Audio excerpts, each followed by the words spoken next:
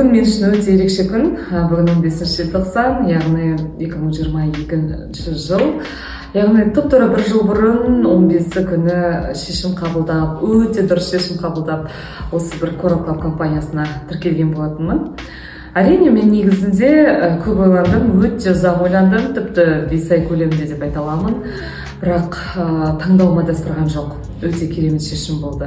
Платина званиясын қалай тез аштыңыз? Өйткені менің мақсатым анық болды. Мен бұл компанияға келген кезде қайда келдім, қандай жұмыстар болатынын барлығын түсіндім, білдім және мақсатым анық болды.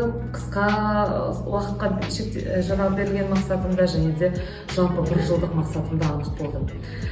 Және де мен бастаған бетте бірден тәуекелдің арты әрекет, міндетті түрде.